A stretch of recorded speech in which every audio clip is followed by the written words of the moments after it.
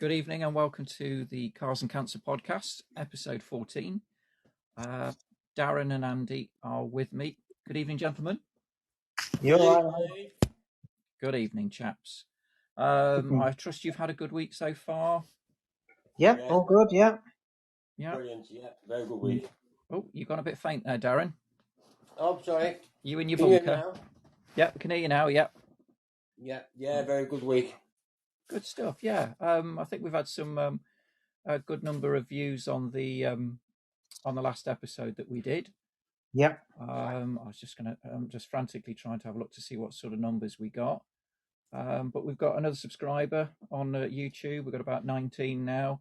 So I mean, they're not big numbers, but it's I think it's every little bit helps. A certain supermarket, yeah, nicely done there, Darren, Yeah. Andy, like what you've done there. So we had 26 views on that one.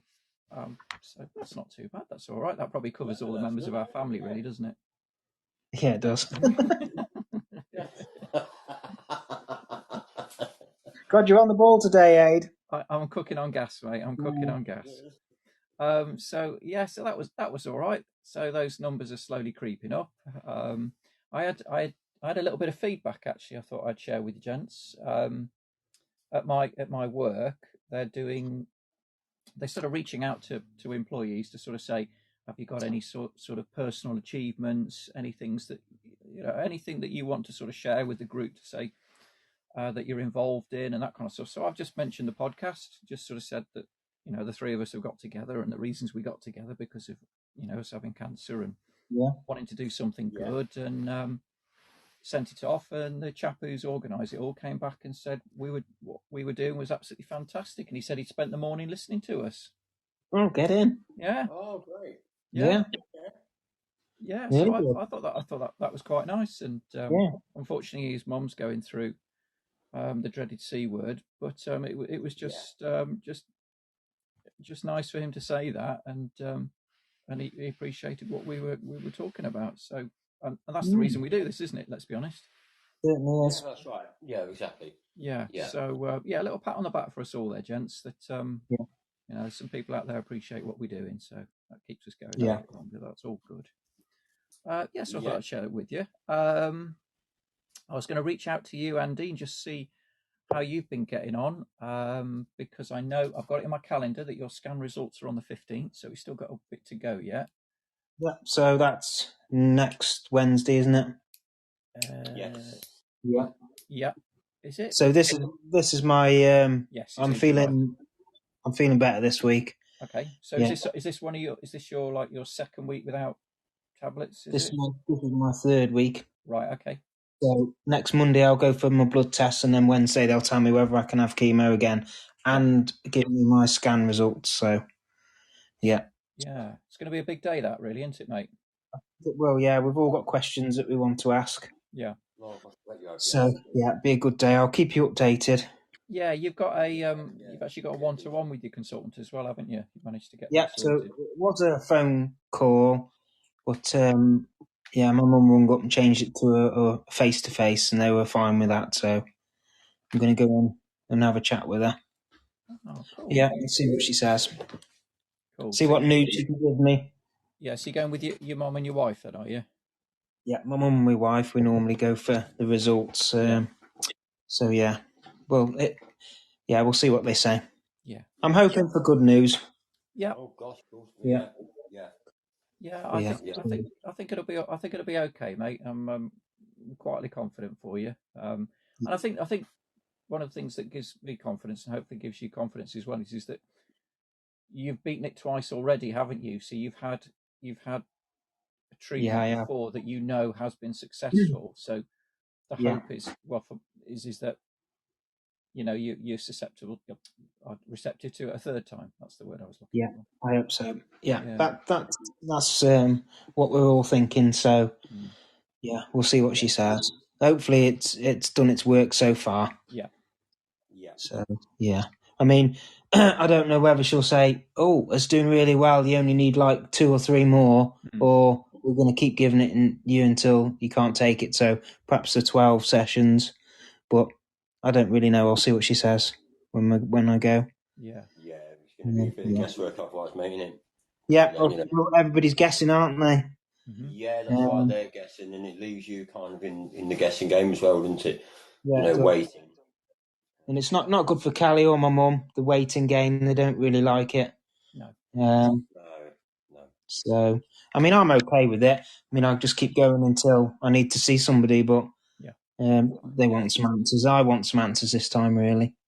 If it's doing well. You just got to stop pissing about, really, Andy, haven't you? Get on with it. Yeah, get on with your life, haven't you? Get on with it, Andy. You know, come on, go and beat this bloody thing. Kick it into touch. I mean, this sounds a bit. This probably sounds a bit daft, but could you, if you find out that this medication is working, but it's not, it's doing it very, very slowly. Is it one of these medications that maybe you could stay on for a long period of your life? The only reason I say that, because I don't know if you guys remember that one of the guy who hosted our Macmillan group, Mario, he said that he will always have cancer, but he has medication. He has daily medication just to keep it under control. Yeah. So I didn't know if they can't shift this.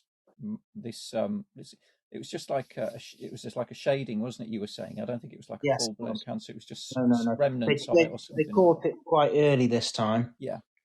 It was quite hard to see on the screen when they were showing it me. Okay. So, I don't know. I'll see what they say. One of my mum's friend's daughter, who I went to see at Stoke City, she did a cancer talk at Stoke City. There was quite a few people talking, and she come up and did a talk. Now she's got a brain tumour that's inoperable. Right. And she's on the same as Mario, like on medication for the rest of her life because they can't operate on it. And she's normal. She's had a kid. She has seizures now and again, but she's doing really well. So that's something I can ask when I go in. Is there another medication that I can have that will keep this held back, or do I have to keep coming back for chemo every 4 years? Yeah. That's how long the last one I was on. The last one properly was like 4 years ago. So we'll see. Yeah.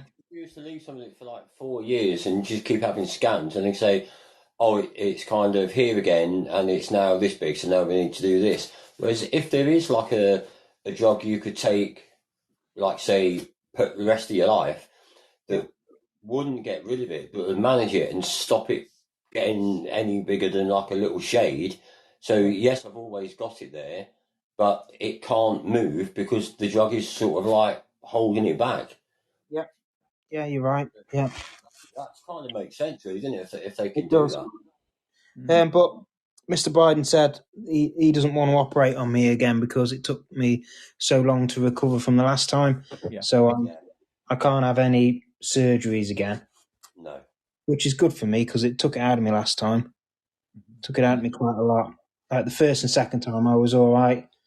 Yeah. The second time I got pneumonia and another infection, but this time I had to go and have. I was in there for a long time, wasn't I? You were, So it's getting harder to recover every time, isn't it? The same sort of thing with the chemo. Every time I'm taking it, I'm like, oh man. I don't know if it's because I know it's coming and I know how bad it will be. Just feels like it's getting like harder to do every time. Yeah. But I don't know if it's because I know what's coming. I wonder if that's to do with although it does what it's meant to do, it also causes other damage and weakens your body elsewhere, doesn't it? I think it probably, you've had to have so much of it, and really, over the years, it's like it's got to have an effect long term, hasn't it? And then when you get it again, the impact is like multiplying all the time. Yeah. Like my toes go numb and my fingers go numb.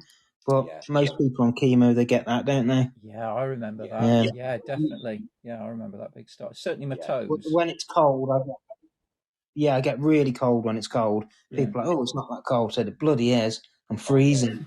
Yeah, definitely changed that as, definitely. But like when I was like, in my 20s, I wasn't, cold didn't bother me. No. I'd just go out wrapped up warm and it just wouldn't bother me. But now I'm like, it's like really cold. I'm like wrapping up with 2 socks on and that sort of stuff. Yeah. Yeah.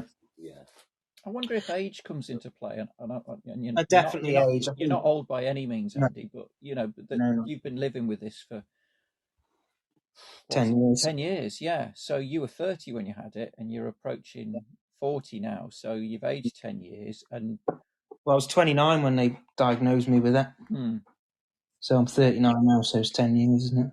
Yeah, and I just think your body's naturally changing, and also it's had 10 years of cancer treatment. So I mean, that's one of the things that they said to me, and I'm sure they've said to you both as well, is that sometimes you don't know the full implications of what the No. treatment's done to you, because obviously for, for me and Darren and for you at certain times, it's killed the cancer, it's got rid of it, so it's done something. But then they don't know what the long term effects are. Could it lead on to anything else? Could it weaken your immune system? Could it do bits and bobs like that? But I mean, obviously, you'd snap their hand off to say get rid of this bloody thing. But then, you've got the sort of the long term things about it as well. But I don't think there's one doctor out there that can answer all the questions you want to know. No. Is it going to affect this? Is it going to affect that? They'll just say, we don't really know. There's not enough treatment out there to tell if it affects you on this and that. They just put that you'll get fatigued and you get tired and you cold hands and that sort of stuff, but nobody's specific on what you'll end up getting. I know you can get infections easier. Right. So because your immune system takes a hammering, doesn't it? Yeah. So we'll see what she says on Wednesday. Okay. Yeah, and then I'll let you know on next Monday. Well, do you like chips, Andy? Chips? Yeah. I like chips. Right. Okay. Well, this might be a bit of good news for you. There's a cancer breakthrough. It's been on the news, and it says potatoes could be the key to the new generation of drugs to beat off the deadly disease. Wow. So apparently, some university have identified that there's bioactive compounds called, here we go, glycoalkaloids, which apparently are present in some vegetables, certainly potatoes, and are very, very, very good at stopping the growth of cancer and possibly killing it as well. So have an extra bag of crisps on me, mate, and yeah. So that's a good bit of research there. I like that, bit of homework for me. Bit of homework for you, yeah. So eat as many chips and crisps as you can. Yeah. And then there's another one as well. So there's a couple of German professors. They think that they've potentially found a cure for cancer. Now they've been working on the Pfizer jab and all that kind of stuff, and they're saying that within 10 years, you could get a vaccine for cancer. Wow. And apparently it's got this special genetic code to beat the cancer, and it could be available before 2030. That's just incredible, isn't it? I mean, I wonder if in the future it'll be like, I don't know, because I had a sty in my eye, so I just went to the chemist and just said, I've got this sty in my eye, and they give you a bottle, and take this for a week, and it should go, and it did. And I just wonder if we'll ever get to that point where you'll just walk into the chemist and go, I've got a lymphoma, and they'll go, all right, yeah, here you go. Well, that's £7, and you'll just go home and you'll take it, and within a week it's gone. I just wonder if we'll ever get to that point. Yeah. I mean, that would just be surreal, wouldn't it? Oh yeah, wouldn't it just? Yeah. And I'd seen stories where they were saying that you've got these scan machines, a bit like that you have when you walk through security at an airport or something like that. They were saying that and that you could walk through and they could identify if you'd got any sort of cancerous lumps or whatever, and then you could just go, right, yeah, you've got a so and so take a couple of these and that'll clear up in a couple of days. I'm just wondering if I reckon the machine side of that could definitely come along, because if you look at the size of the first MRI scans when they first made them, I remember watching it on the news, and it was when they first developed it, And it was huge, absolutely huge, the machine itself.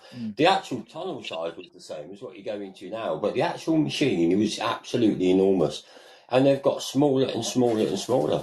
And it's only an MRI type, a photography type thing, what they actually use at the eye hospital, because they can take MRI pictures of your eye. And if you look at the size of the machine, what they use that for, it's quite small. Yeah. So everything in technology gets smaller, doesn't it? You know, the amount of power that's in it. And I think if you can sort of cram it down, so it's a case of like you say, like when you go to an airport, you stand there and you put your arms up in the air or put your arms out and stand still, and boom, they've got a complete image of you inside. Yeah. So if you can detect it that way, and I've always been a believer in, I think that the real cure for cancer will come. It will be sort of like a DNA genetic thing where they can actually remove it from your DNA. Yeah. That's all it is. It's just a fault in there, really, isn't it? They say that everyone that's got every illness going, what you're going to get later in life, is actually in your DNA. So if you could remove that beforehand, I mean, it's going way, way ahead in sort of generations, I suppose. But one day they say, "Oh, we're going to go in for a family, right? What you need to do, we need to take that, and that out. There you go. Your child will be born perfectly free of all of them because you're carrying it. You know, they could just remove it." Yeah. I mean, I'm just thinking about the you going to the airport. You could kill two birds with one stone, couldn't you? Really, but then it might not be great news. So you're there, packed up, ready to go for your 2 weeks in Tenerife, and you just about you walk through the scanner, and they go, "All right, yeah, you've got no metal objects, but yeah, you've got a small growth under your armpit," and you're like, "Oh, for God's sake!" Yeah, you can't leave. Go. Yeah. You might want to get that checked out when you come back. All right, okay. Oh, by the way, enjoy your holiday. Yeah. The rest of it, panic stricken. That's it. Yeah. Yeah. Oh dear. I'm going to hell. We shouldn't laugh about these things, should we? But well. Well, we always say laughter's the best medicine, mate. They do. Yeah. That's it. And I think a lot of it probably comes down to money as well, doesn't it? At the end of the day, because I wonder if the technology is probably nearer than we think it is, and it's just the cost of rolling it out. And I don't know. Maybe I'm just getting cynical. Oh, I think that plays a big part in things, really. Yeah. Definitely does. Yeah, I just think if there was that level of investment at the early stages, and I don't know, you could, I don't know, in the future you could have a drop-in centre, or you could have something at work where you just walk through a thing and you just, you know what I mean, on a weekly basis or something. You just walk through and it identifies something very, very quickly. You get straight into the health system, and well, they say it's about finding it sooner, isn't it? Really, so it is really, yeah, and that's where the money comes in, doesn't it? Yeah. If you're in Bupa or another type of health plan, if you go there for a checkup, it's a simple comparison is when you get to 50, you get a message or a letter come through, right? You're due for your 50th MOT, now you're 50. You've got an appointment made at your GPs, you go down and get checked. You have your blood pressure taken, he checks your height and your weight, tells you your BMI, you're too fat, and he says, oh, you need to go on a bit of a diet, that's it, done, that's your health check. So they just basically took your heart rate, listen to it, and you go to somewhere like Bupa or something and have that 50th check, which you probably have every year, you'll be in there all day. You'll be on cycling things, blowing into pipes and all sorts of things, checking every single thing in your body. So it's like an MOT then? And then you can have a scan as well. So it's like rich man, poor man who gets the best care. Yeah. So they get you up on the ramps, do they? Oh yeah, they get you on the ramp. Do they stick a pipe in the rear end to check your emissions? No, they just stick a little needle in your arm, take a bit of blood sometimes. Yeah. It's nothing. We're not doing all this. Whatever they call that cleaning thing when they. No, not doing that. Pipe up the Jackson, mate. That's not a good idea, is it? That's never. Was it colonic? Colonic, isn't it? Something like that. Colonic irrigation. That's it. Yeah. That's it. I always thought irrigation was something that happened on a field. Yeah. Irrigating you get it on the backside. Oh my days. That is not going to be the name of this week's podcast. I think it might be. You might get all sorts of strange people tuning in for the first time. We're all Yeah. excited. We can't have We'll any be of up that. to 300 views next week, eh? Say that again. We'll be up to 300 views next week. Yeah. Yeah. You know, well, if you do get a load, isn't it? You get it. No, that's what we need to do. We need to find out what. We just need to find out what's the hot topics, and then we'll just talk about that, and then we'll put that in the title. That's the secret, isn't it? That's. I think. Secret, yeah. Yeah. Should we talk about Man United losing 7-0? That's a hot topic at the moment. We're going to probably lose subscribers if you keep saying that. Sorry. I went into the game deciding no one would win. Yeah. It was just to see that Man United lost 7-0. Yeah, it's just one of those one-off matches, isn't it? Really, I just think you just sometimes you just catch a team right on their day, and you just don't have a good day. And I mean, United aren't a bad side. They're much better than what they have been, but 7-0, they're not that bad, are they? It's just capitulated, really, didn't they? They just I think it's playing at Anfield. It's when the crowd gets going, it's hard to play. I think. Yeah. With that amount of people shouting down your nose. Yeah, Stoke's a bit of a fortress as well, isn't it? Really. Well, it's not anymore, Aid. We're winning more away games than we are home. Oh yeah. We won 5. I used to hate going to Stoke. I absolutely hated it. 3 open corners. Yeah, I mean, oh come on, just fill them in. They're filled 2 in now. We've only got 2 open corners now. Yeah, just go around with some shrink wrap or something. Just cut that out because it's just just the wind that would come through. It's bad enough being a fan, but then when you're playing, you see the playing out there, and obviously you probably know that goal when what's his name? Who was your keeper? Went on to play for Bournemouth. Yeah, I remember him. He scored from the goal kick, didn't he? I was at that bloody game. Yeah. He lobbed Boric and he bounced over Boric and went into the net, didn't it? Yeah. Yeah, and I was it Begovic? Begovic, that's it. Yeah. Absolutely. It was in about the first minute of the game, and we were 1-0 down. It was just like bloody hell. Yeah, and I think the wind just caught it, and it just went. Took it. Yeah, that's my excuse anyway.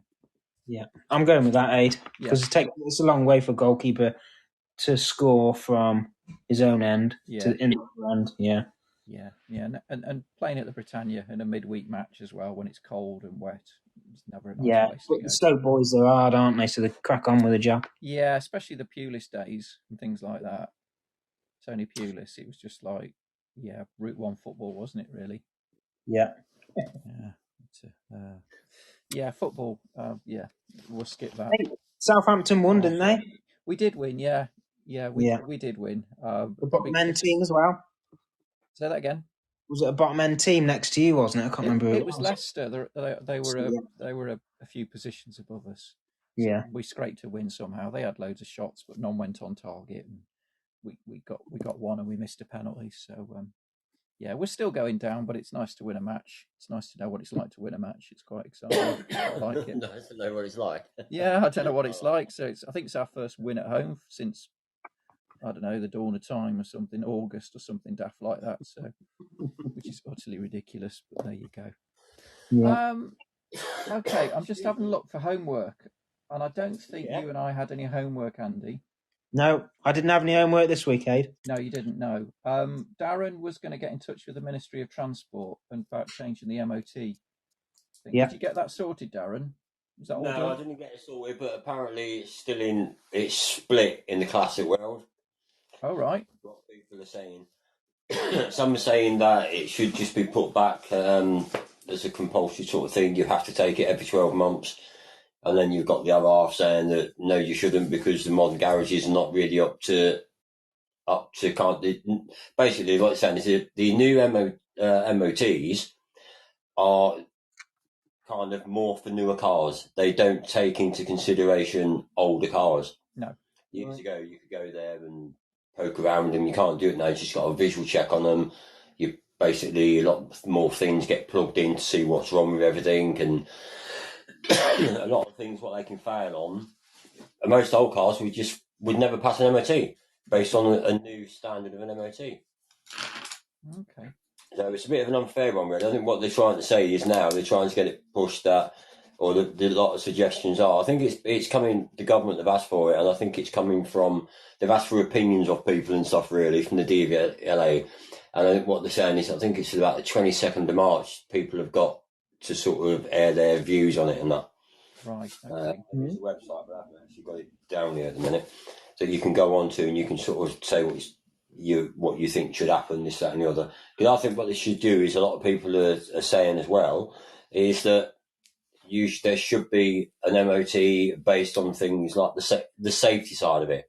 So like your tyres and, you know, your mechanical parts, just the suspension of it, steering, that sort of thing. Not all the little nitty gritty bits that don't really matter, because a lot of them are geared up for, like I say, for newer cars. Yeah. No, that makes sense. Basically a safety thing, really, because I reckon there's so many more cars now since they've stopped it are actually going into garages, and one garage has put down that it's gone up by a ridiculous amount of people going in there and suddenly realising that your tyres are completely knackered, you know, and because they've left it, because they don't need to MOT it, they've not known. They think, oh, I'm okay, I'm only going down the road, but you can go down the road and come off the road and go up a footpath and kill someone, can't you, at the end of the day? Yeah. It doesn't matter how far you're going. And so that's what they're saying. And there should be an MOT for cars over the 30-year mark, really. Not reduce it so you don't have to MOT them once they get to 30 years. That bit should be left alone. Maybe 40 years type of thing before they become MOT exempt. Gotcha. Oh, we'll have to wait and see then. Yeah, when you get an update on that, let us know. That'll be major changes. I think the whole MOT, as it is for every car, I think it's up for review by the government and DVLA like at sometime pretty soon, and that's why they're asking for the feedback from people with classic cars and probably garages, mechanics and that, you know, to sort of put in, which is what they're doing the right thing. That's what they should do, I think, because is that they need to get it from the horse's mouth, don't they? Not from what they think is a good idea. Yeah, that's what I'd say. Yeah. It does make sense, really, doesn't it? Because the government aren't the experts, so you get all sides of the argument, you get all the evidence, and then you can make an informed decision based on it, can't you? Really, and you can see the pros and the cons, and yeah. Okay, that'll be interesting. Yeah, keep us posted on that one. That'll be I'll keep checkouts and keep looking out. And as soon as if I hear any more, we're getting pretty much weekly reports on it at the minute are coming through. So as soon as I hear something, I shall let you know. Do you sit next to like an old fax machine and you just get it sort of feeds through every now and again? Yes, mate. And I get my file of fax out and I write it down for the following Monday. Of course. Could you grow a tash as well? Classic in the classic world, mate. You can't have modern technology in the classic world. No, well, you can. No. On the outskirts. I think you need one of those sort of triangular prism plaques on your desk. You need one of those, and then a pen in a pen holder, a bit like you have in a bank with a chain on it. Yeah, that's it. Yeah, and obviously grow a tash, and then you could porno tash. Yeah. What's one of those, Andy? I'm not aware of that. What's that?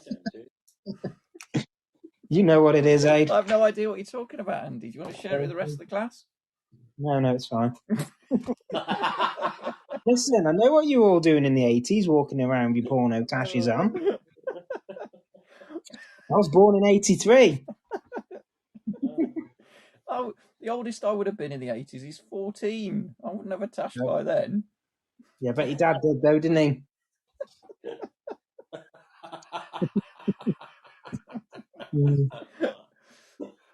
I've never had a tash. I've had a goatee. Yeah, I've never had a tash. Yeah. I've always had goatees as well, Ade. I'm a goatee kind of person, yeah. What do you reckon Darren's had? Do you reckon Darren had a goatee? I reckon Darren had a tash, yeah. Yeah, I could see Darren with a tash. Did you have a tash, Darren? I did once, yeah. Did you? Oh, there you go. Get in. What, are you talking to Tom Selleck? No, not that. No, it wasn't that. No, it wasn't that. No. It was more a tash, but with a bit of a goatee as well, really. George Didn't have Michael. like a tash on its own. Yeah. Careless in his whisper. Yeah. This is it. And then I couldn't even have any sort of stuff with them because I've got this silly bald line where the radiotherapy was, and it looks like I've started to shave in the morning, and I've had to rush out and forgot to finish it off. Yeah. So I sort of shave and get this sort of a beard all down the left side, and the goatee goes all the way around, and then I get onto the right side of my face, and then right down on the jawline, there's like an inch strip. So it looks like I've started shaving and just left it, and that's to go out quick. Could you have done one of those things where those people where they wear half their bodies like male clothes and half their bodies female clothes, and then they turn and face, you see where they face each other, so they turn one way and they look like a woman. Yeah, who used to do that on the stage? One used to do that as a comedian, one of the comedians. Yeah. Oh, I don't know. Was it something like Jasper Carrot? Or, no, it wouldn't. Russ Abbott, something like that. I don't know. It was wasn't what was his bloody name? Les Dawson did it once, I think. Oh, okay. Big fat chap. And I don't know whether Burning Man did it as well. I know a couple. It was either one of them two. I'm sure it was.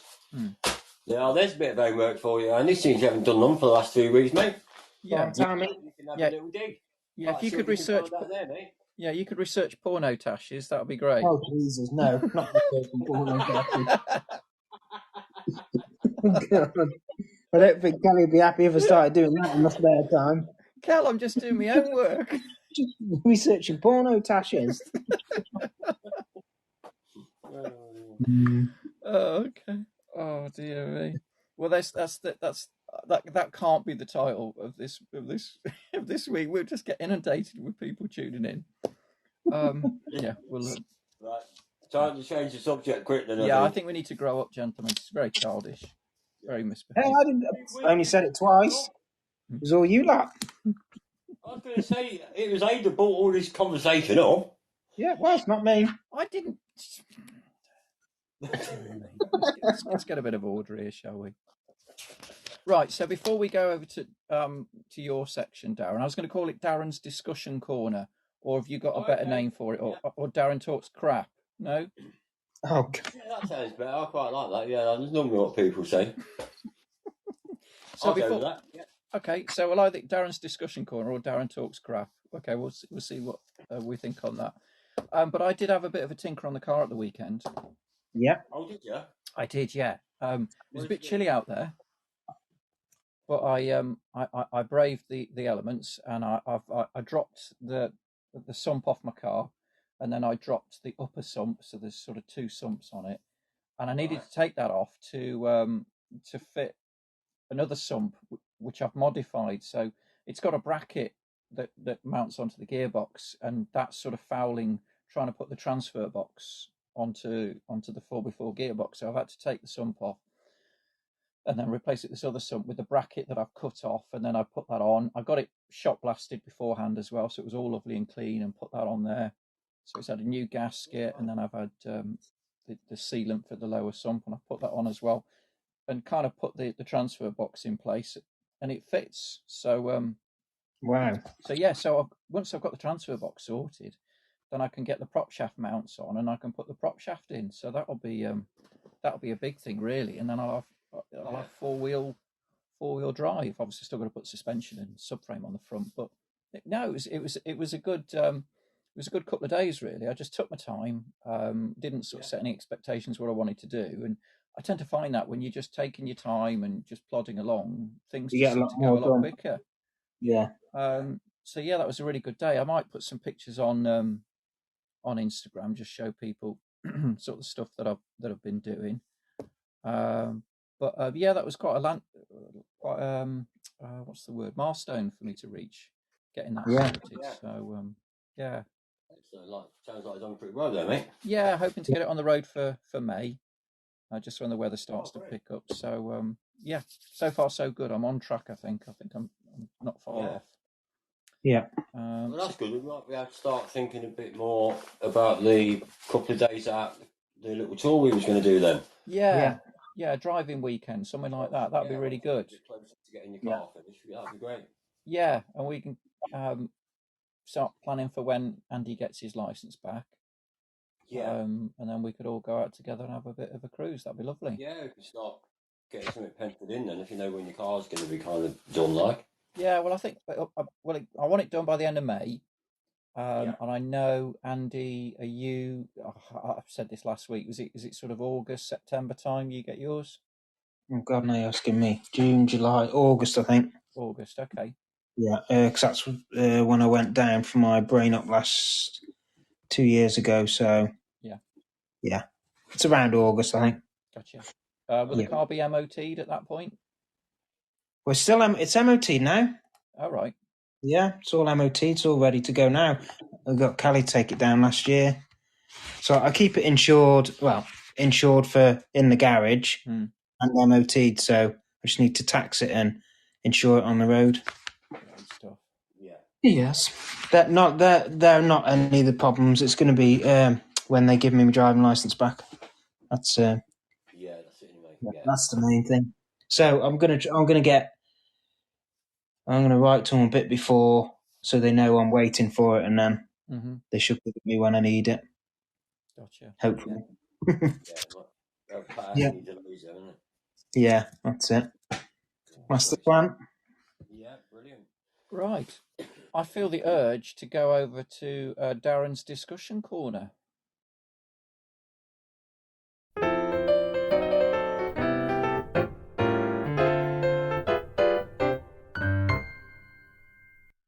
Right. One thing we spoke about the other week was that Cosy that went for just under £600,000.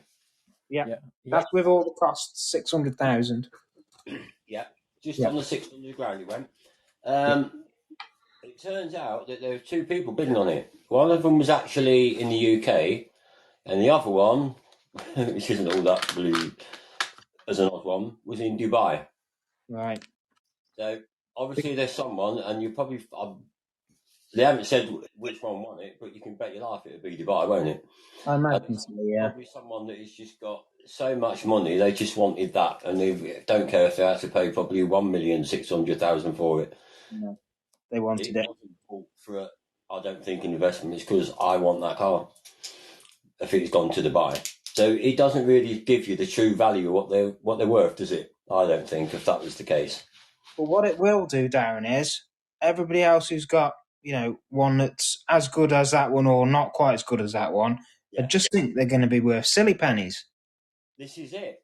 So really, that I don't think that auction is actually give out, because the estimated price on it from the actual 250 was it?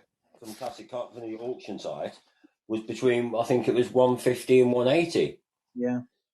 So it's gone for more than 3 times what the estimate was, and now that doesn't happen that often, does it? Maybe on the lower end car that they might estimate to be, you're going to get 8 to 10,000, and suddenly someone really wants it might push to like nearly just under 30. But that sort of money, that I don't think that gives a true estimate of the car's value. No. Well, the car's real worth, I should say. No. So that was the one thing I thought I'd just let you know on. I see that one. The other one was, there's also loads going on now about classics being converted to electric. Yeah, I've seen this on Sky. They did where you say what you've got, take it to this place, and they turn it into a battery-powered one. And they show you how they did it. Yeah. There's one place that's come out now. They reckon they can. I haven't got that with me actually. I don't think it's on this copy. They're actually, somebody can do pretty much an electric pack that would just drop into your car, and they can make it for pretty much any car that needs it. So it isn't one of these where they totally rebuild the car and have to change everything. They can actually make the power pack for it to suit pretty much any car, so they don't have to change like engine mounts and things like that, and start drilling holes and altering your engine bay and that sort of stuff. They can just pretty much make the battery that will just drop straight in, and then if you wanted to revert it back, everything's there to revert back. But some of the cars what are being done, there's no mention of how much it cost, because what they've just done has been done to a Land Rover, the Defender, an old Defender. Yeah, is it green? I think it was actually, yeah. Yeah, is it in like the one we saw at the show, that colour green? No, Like the heritage green? I don't know if it is. I don't know if it was the darker one. I'll just see if I can quickly find it. I don't know what I actually was reading it in. No, I haven't got it here. Just in a minute. I'll find out on that one and see if it was the one we saw at the show. Because I've seen one that is in the heritage colour that's battery powered. Yeah, I've seen it in it. It's got some brake horsepower to it, like. No, Yeah. this one's actually, it's in that pale blue what they did. Yeah, with yeah. with the white top. Yeah. Yeah, so it's like the sort of split one. So I sort of find out what the company is that make it now. But they've done others. They've done like Land Rover the Defender. They've done the Jag and E-Type. But they reckon it can just be dropped into pretty much anything, really. Darren, is this that company in Wales? They did a TV program, and that there's a guy who did a Beetle. It didn't actually say here. The company itself, it's the conversion specialist, electrogenic. But it doesn't say. It doesn't say here where they actually are based. But they reckon it's going to be offered globally, this thing, and they just say that they can pretty much drop it. They can just make it to suit anything, from a Porsche up to a Defender. Yeah, I'm just having a look on the website now. They've got the Defender. There's a Porsche 356C, E-Type, Jag, DS. Yeah. I mean, I'm just thinking about this because a lot of the cars are classics because of their engine, aren't they? So the E-Type Jag has got a very distinctive engine note, hasn't it? Really, and the size of that bonnet and the engine under there. But then I'm just thinking something like a Citroen DS. It's probably because I don't know much about the cars, but I imagine it's more famous because of its looks and its sort of its drive and that kind of thing, rather than its engine. So I suppose you could argue that you're keeping it on the road, you're making it more environmentally friendly, and all that kind of thing. So I suppose there's an argument for both, really, isn't there? Yeah. I suppose it depends a lot of it as well. Is how much is it actually on the road? Like I said the other week, last week, classic cars actually get, if you take the test, it's actually 0.2%, which is like not barely recognisable, isn't it? For how many miles a classic does. I mean, there's another one that's been converted to electric, and it's a really rare Bentley. No, there was only this Bentley. It's an original S2, and it was originally powered by a 16-valve, 6.2 litre V8, which developed 200 brake horsepower. Now, this company that converted it to electric, called Lunaz, that's Lunaz, they say now it's got the brake horsepower of 400 brake horsepower, 0 to 60 in fewer than 7 seconds. And you think of the size of the car, travelling at that, but like you say, that car's lost some of it, hasn't it? I mean, that was a really rare car, and I think there was only, I don't know if it was about 5 of them made in total. There was like a bit of a sort of a one-off type thing, it's one of just 4 made of right-hand drive, and one's been converted to electric. How many miles is that car likely to do, even if the classic in a year? I don't see the gain. For how much that must have cost, I can't see any kind of gain in it. Having said that, you did say that they could be converted back. So I suppose this one could, but this one's being done by another company. Right. Okay. So what they have to actually do for a car like this, because I think these just use a completely different system. I don't see anything there. No, I can't see anything down here about them putting it back, really. No, it doesn't say that. The other company just put out, you can just change it straight back. You keep all the old bits there, but this one, I think this one, once it's converted, it probably costs you just as much to convert it back. So I can't see anyone doing it anyway, even if you could. So what's the benefit of converting a classic car to electric? Because in my eyes, it's better for the environment, but like you're saying, for the amount of time that it spends on the road, it's creating very minimal pollution. It's an extortionate cost at the moment, isn't it? Really, I bet you're talking 40-50 grand to get something done. I should imagine probably more than that. I mean, they was on about it's going to cost you 75 grand to do a bloody mini. Well, at one point, and if it's going to cost that much, God knows what it would do to power something that probably weighs about 2.5 ton. So to get your money's worth, then you need to use it as a daily.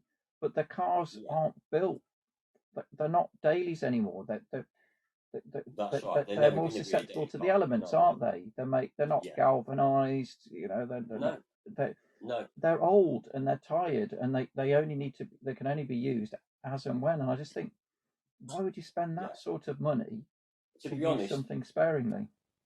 Well, yeah, and what you're going to save in pollution, yeah, in the rest of that car's time, no matter how much you was going to drive it, would probably not equal the cost and the damage done to the environment to get the batteries made in the first place. Yeah. No, if you look at what this country is 2% in global warming, well, that's nothing, is it? No, if you consider what China they could get rid of this country, and no one would know any different. Yeah. No, it wouldn't. No difference whatsoever, mate. You're right there. It's more like the poor people in the world that need help doing all this, not like the rich people. Yeah. So my argument would be, okay, I'm all for.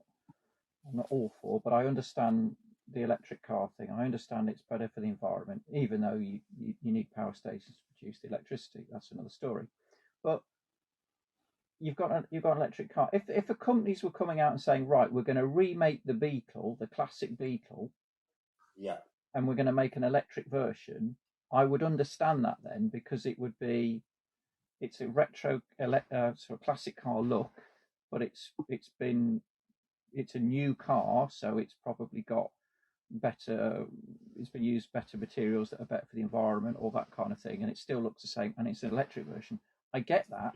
I just don't think we're anywhere in a position where, I mean, if you've got the money, do what you bloody like with it, really, don't you? But I just can't understand spending a lot of money on a car of that nature. Like a Bentley, a two-door Bentley that was made in 1961, and there's only 4 left of right-hand drive. Well, 4 was ever made. So you know what I mean, to spend that sort of money on it, I don't know. I can't see what they've done it for, really. And I think it's a shame for the car.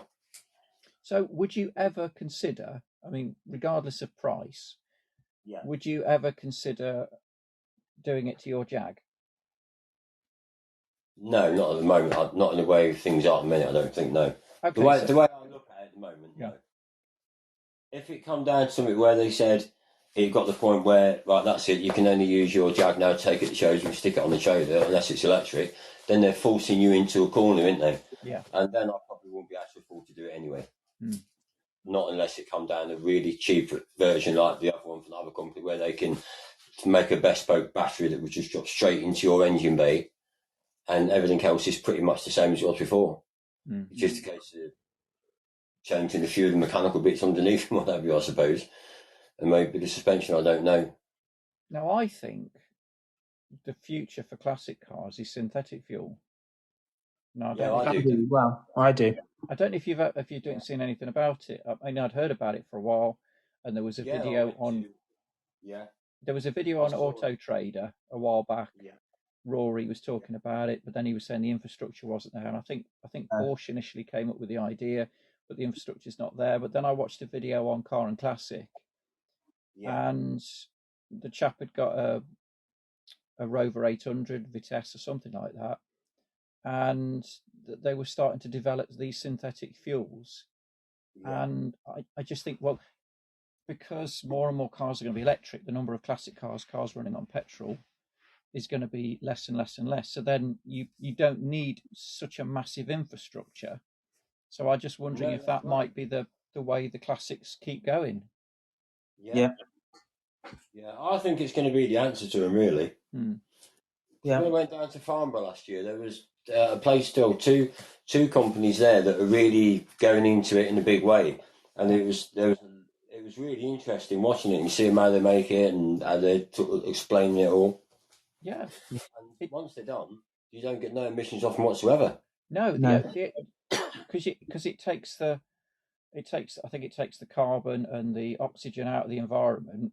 Yeah. And then there's some very, very clever way they turn it into a fuel, and then when they burn it, that then gets returned back into the environment. So it doesn't make it any worse.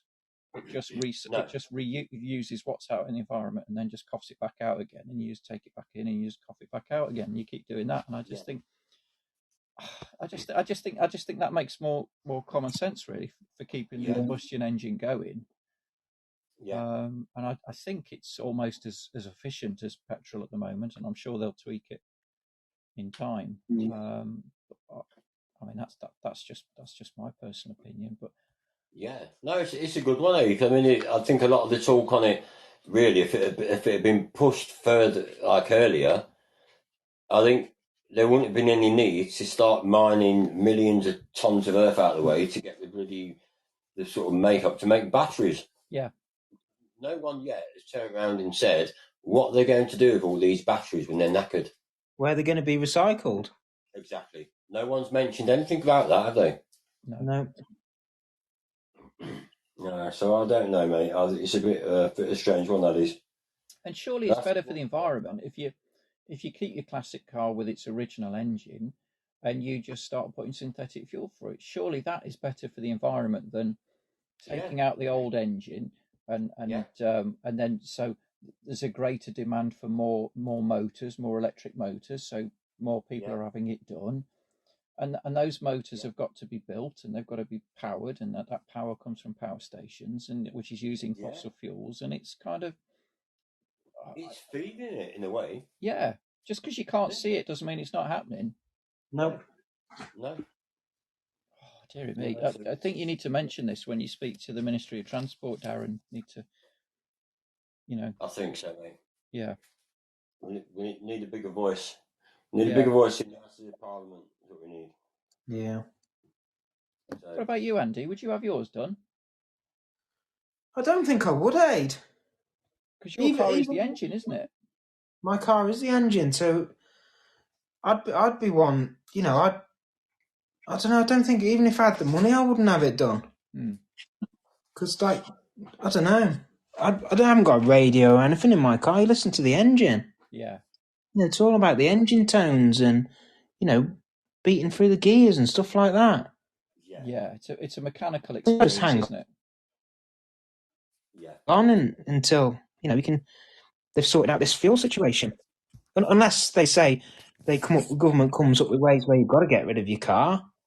But I don't think they're going to do that to the whole classic car industry, are they? No, it's worth too much money, mate, isn't it? Really? Yeah. So I think I'd just hang on, Ade. Yeah. Yeah, definitely. Yeah. Even with Darren's Jag, it's the end. You don't listen to the radio as you're going down. You listen to the tone engine, don't you? And when you're giving it a bit and when you're not, and that's what it's about for me. It's the engine, isn't it? Or if you're following Darren's Jag, it's breathing in the fumes as well. Now listen, that wasn't my Jag. That was Phil's Toyota. No. It's just. I mean, it's the smell of the exhaust from yours. Oh, okay. When you go to a classic car show, I thought he was on about all the blue smoke that kept on coming out. That was coming out of the MR2 under my car and up to your rear vent. But I was like, oh dear, he's going to get a right face full of that because it just tunneled straight underneath me. Yeah. So this is that drive that we went on, Andy, and there were 5 cars there. So Phil was off in front in his Honda 2000 S2000. So that was off. He was off whizzing there, and then John was in his Aston Martin DB9, and then there was the MX5 Turbo. Then there was Darren's Jag, and then there was my 1.8 Mondeo at the back, just trying to keep up with everybody. So has he got an MX5 Turbo? Did he fit that turbo to it, or is that genuine engine? I think it's a genuine thing. Right. Or there was a company that did conversions. Yeah. So Yeah. so you've got all these things blaring off there. There's me and my little 1.8 trying to keep up with them all. Luckily, Darren's car's so big, so he has to take it a bit steady on the bend. So I was able to catch up a bit then. But otherwise, the buggers were leaving me behind. Did it put a smile on your face when you got out, though, Ade? I was probably because I was high from the fumes, but no. Yeah. No, I like it. I'm just thinking, if you join us as well next time, Andy, I'm well and truly buggered. I'm not going to be able to keep up with you a lot at all. I'll have to go in the front just to slow you down. Yeah, I take it steady when I can take it steady.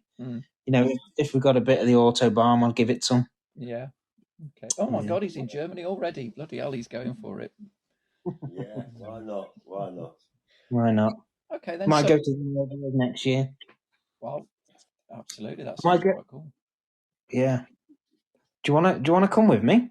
I've been to the Nürburgring before, and absolutely loved it. That was great. And part of the fun is the drive there. Going on the tunnel and going through France, Belgium. We actually went up to Holland and then came back down to Germany. And but anywhere where you're driving with your mates is great fun. Yeah, of course it is. Yeah. I like that. Yeah, that'd be a great one. That would. Yeah. Right, gents. Might have to take mine on the trailer though. I don't know whether it can handle that many miles. Yeah, I need to get some miles on it, don't you, and just see how it runs. Yeah, see how she goes. Yeah. Take the trailer and they can pull it with his car. That's it. Oh no, mate! 4-minute 4-wheel drive. Yeah, we'd have to buy a posh trailer. Yeah, we'd have to buy a posh trailer if we're doing that, Ade. There's no way about it, mate. You're paying for the trailer. I've seen the prices of them things. Look, we've already worked out what we're doing about that one, haven't we? Oh, we're buying an old caravan. Yeah. Into it. Yeah. That's what we'll do. We're doodling the plans as we speak. Yeah. Cool. That's it. Oh, okay. That's your homework, Andy. Right. You've got to devise a caravan trailer for your car for the Nürburgring next year. That's it. Yeah, definitely. Yeah. That might take me more than a week, though, that, Ade. Okay, I'll give you 2 weeks. There you go. Can I have another week on top of that? I tell you what, you for a deadline, you're terrible, aren't you? He's pushing it a bit now, isn't he? He is. He will be pushing it as well when he takes his car to the Nürburgring. Yeah, possibly would, wouldn't I? Yeah. Right, gents. I think we're going to bring this to a close now. We're coming up to an hour. Is it going for an hour? I was just going to say, I dropped something else in, but we talked so long about the other one. Have I still got time? Is it a quick one, or do you want to save it for next week? Up to you. Save it till next week. I think it'll be sort of gone. Okay, go on then. I'll let you take the floor then. Car SOS. Yeah. The program. Car SOS is actually, it starts on the 9th of March, which is Thursday. Mm-hmm. The new series on National Geographic. It's the only place you can watch it on. And the first car in there being done is a Mondeo. Oh my word! Yeah. If you actually go on to just Car SOS 2023, 2 days ago they actually, or 2 or 3 days ago, they actually put on there the first 6 cars are being done. So everything's done, written out. You can see they've actually got a description of what's going on episode 1 of the chap that has not been able to do it, and so on and so on. And it gives you their names and their families' names and what they're going to do and what the car is on the first 6. And week 2, as you probably know, but we haven't been able to say, I was fortunate enough to be nominated and was picked. And my Rover SD1 is going to be on episode 2. Wow. Jingle. Oh, how long have you been wanting to say that, Darren? Oh, for absolute weeks, mate. Weeks. I've been wanting to tell everybody for weeks, and I haven't been able to. But now we spoke to Elliot, the editor, and since it's been sort of launched they've launched all the details type of thing, and they've told everybody the first 6. The last 4 are not. There's 10 cars. It's a 10-week series again, and the last 4 cars they're not saying anything about them yet because they've not been completed yet. All of them. Right. So they're only revealing the first 6. And you're number 2. Yes, week 2, mate. Week 2. Week 2. It is. Which is a week this Thursday. And me and Andy were there as well, so we were part of it as well. So yeah, we're going to get together for it, aren't we? We're going to watch it together. Well, Yeah. I was hoping so because I wanted to get. Because I told my dad today because what's happening with it. We've just upgraded our TV package, so we've got it on there this time. Yeah. So it's all ready to go. I didn't know what you guys thought about. Would you be able to come here and watch when we wanted to get my dad down? Is that doable? Yeah.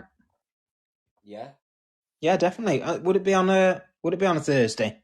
It's on the Thursday, mate. Yeah. Yeah. What sort of time are we thinking? Well, the program comes on at 8. Okay. It's on at 8 o'clock every Thursday, starting from this Thursday. So it's every time really. We come here and have something to eat here, or we can put some bits and pieces on, some nibbles, that sort of stuff, or whatever. Get a takeaway. Takeaway. We can do a takeaway. We've got takeaways right on the doorstep here. There we go. Then that's it. Oh, I think you've got chip shop on your takeaway, haven't you? Telling me you need to eat more chips. There you go. That's it. Yeah. The chippy here. There's a chippy there, Chinese here, and there's restaurants and chicken places, Indians, and all sorts just down the road. Yeah. It's literally just sort of 2 minutes away. All do delivery anyway, so we've always got a drawer full of little flyers and which ones are nearby. Yep, that's it. We've got it sorted, gents. We'll get that locked in, and have a car SOS, and then we'll be able to tell everybody about it and put some pictures online and stuff. It's that'd be great. Yeah, looking forward to it. But, I'll have a little chat next week about the first episode, and I thought you'd love that one, Ade, being the Monday. I've just seen it. Looks like it's a touring car replica or something like that, so that'd be cool. Yeah, brilliant. Yeah, so that should be pretty good to see. So I'm absolutely buzzing, boys, now about that one. I bet you are. Right, gents, let's bring it to a close then with that exciting news. As always, it's been a real pleasure. I hope you have a good week, and we shall meet in a week's time, and we'll talk about the first episode of Car SOS, and we'll take it from there. Great stuff. All right, gentlemen. Thank you very much. Okay, thanks for listening, everybody. Take care.